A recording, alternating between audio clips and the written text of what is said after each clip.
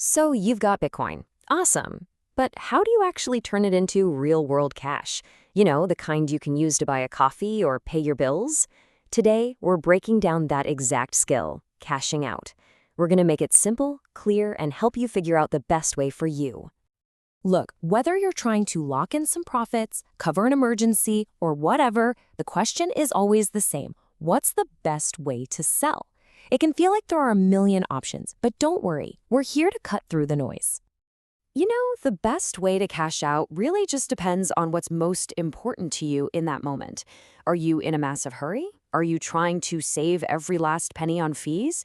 Or is keeping your personal info private the number one goal? Each one of those missions has a perfect tool for the job.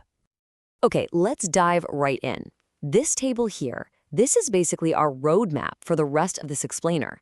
It lays out all your options at a glance. Now, don't feel like you have to memorize all of this right now. We're about to walk through each of these, one by one. All right, so for most people, most of the time, a good old centralized exchange is going to be your go-to. Seriously, think of it like the stock brokerage of the crypto world. It's a familiar, regulated place designed to do exactly this. Now, before you can sell a single Satoshi on an exchange, you'll have to go through a process called KYC. It stands for Know Your Customer. It's just a standard ID check to prevent fraud and stuff.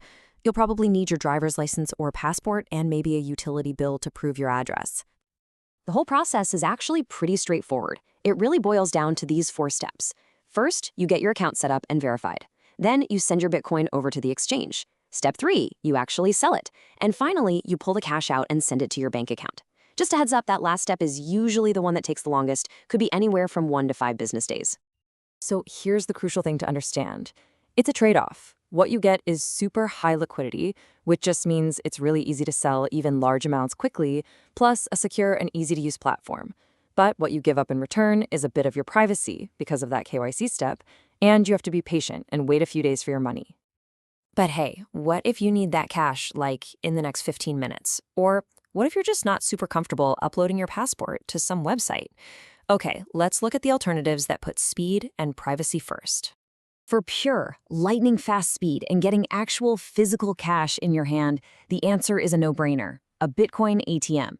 These things are literally built to turn your digital coins into paper bills right on the spot. But, and this is a huge but, that convenience and speed come at a seriously steep price. We're talking fees that can range from 7% all the way up to a jaw-dropping 20%.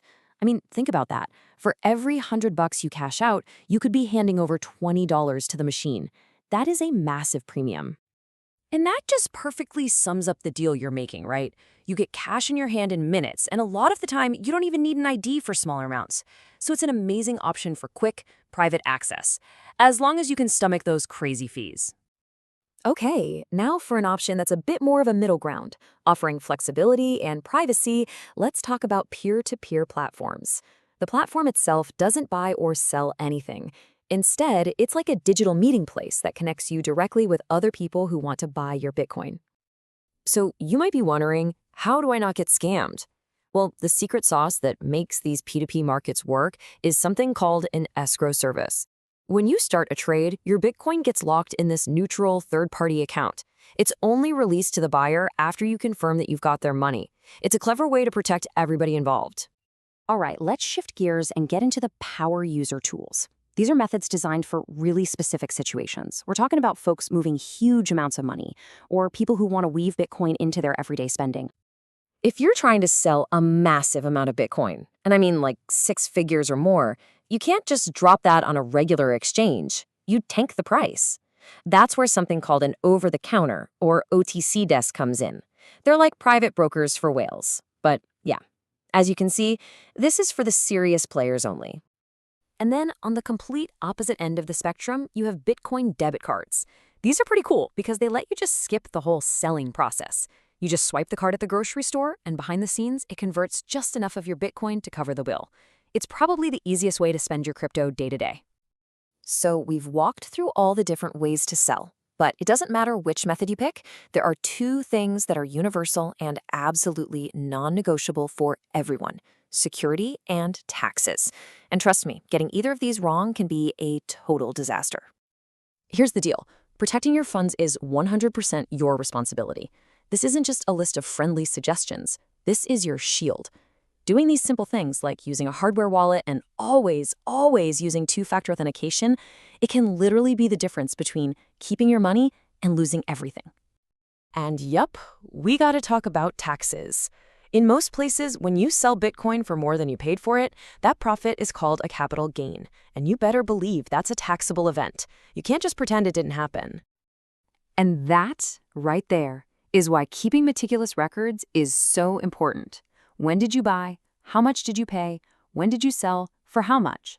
Having that paper trail is not just a good idea, it is your absolute best friend when tax season rolls around. It's non-negotiable. So there you have it. You've got the map, you understand the different paths and their trade-offs between speed, cost, and privacy. You now know how to sell. But with the crypto market doing its crazy thing and all these wild price predictions flying around, the much bigger, more strategic question is now entirely up to you. When are you going to choose to pull the trigger?